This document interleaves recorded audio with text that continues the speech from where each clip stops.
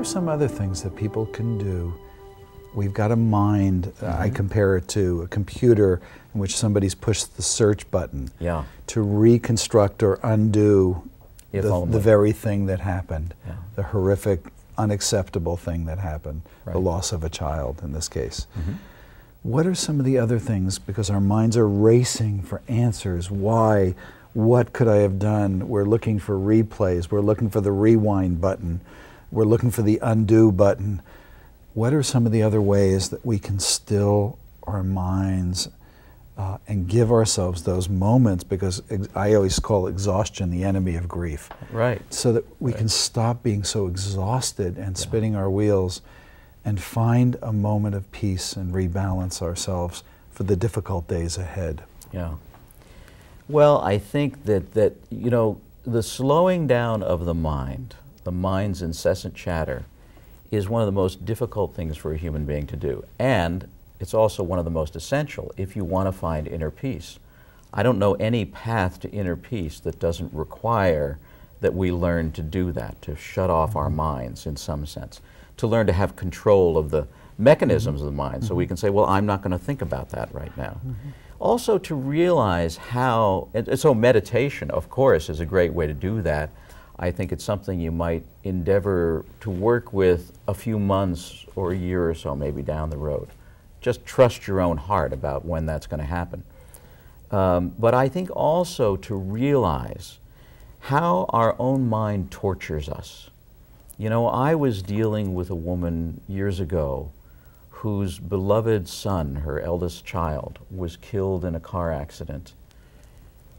And it was a terrible episode on the highway at 2 o'clock in the morning on the interstate highway, just a mile from her home.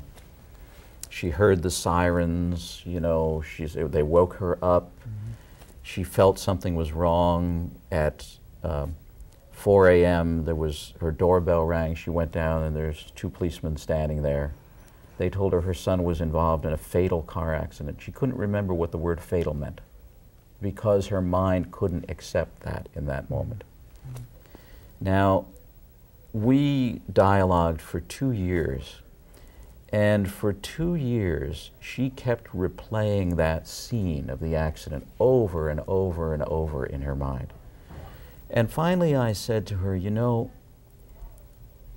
that experience only happened to your son once. You have replayed it every day for 2 years. Maybe 2-3 times a day. How many thousands of times have you relived that? Yes. And at some level you have to realize that's your own mind torturing you. Now, to a large extent, it's the mind of a mother that says, I should take care of my child. My job is to protect my child. But she can't always do that. Yes, we call that the torture chamber. Exactly. Yeah. And how do we get to, I know in the beginning we're in a place of choicelessness. It's choiceless. We just go there, we replay, our brains are traumatized. At some point we come to choicefulness. We can stop ourselves from going into the torture chamber.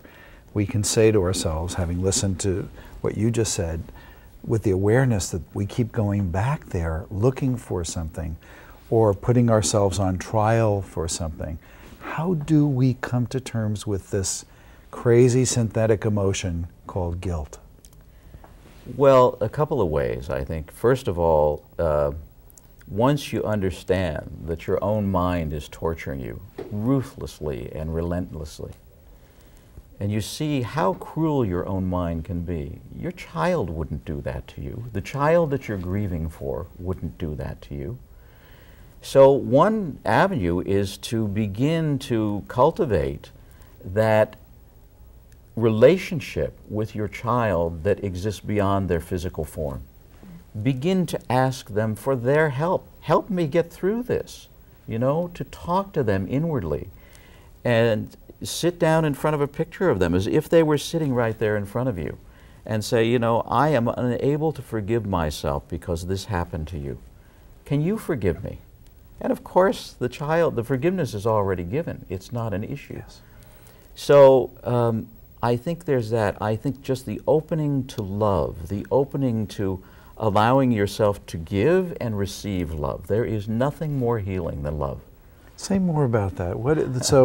So somebody is sitting out there, and the love of their life, their child, the old saying that you will learn to wear your heart outside of your body when you have a child.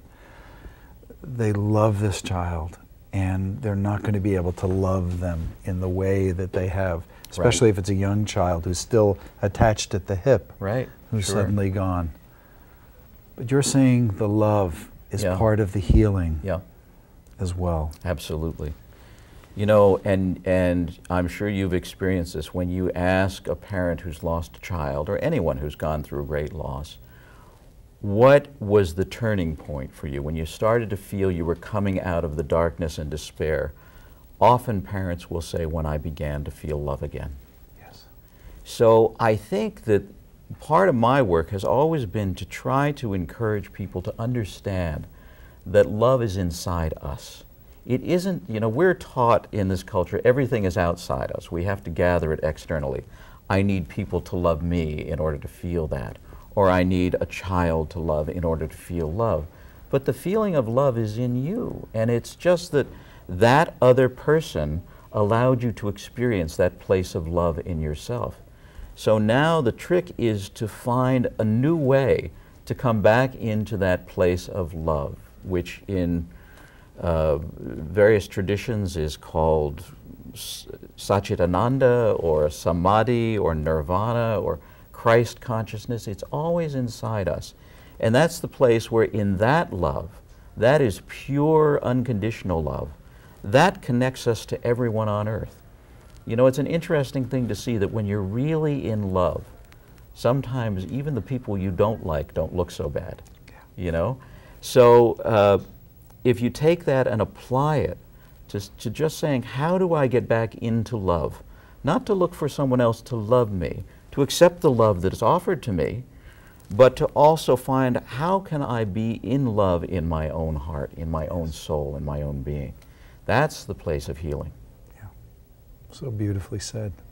John, thank you so much for being with us and sharing with our audience all over the world. I can't thank you enough, and I thank you for your work, for the lifetime, the body of work that you've created over this lifetime that has already touched the lives and hearts of hundreds of thousands of people. Well, thank you, Ken, and the same goes for you. You know, the Jenna Druck Foundation has done such extraordinary work, and I know your heart, and I know the manner in which you've approached this, and I just want to say that the people who are listening to this are some of the most beautiful angels on this earth, and the healing process is that they come to understand that. And we're all in this together. Thank you. Namaste. Namaste.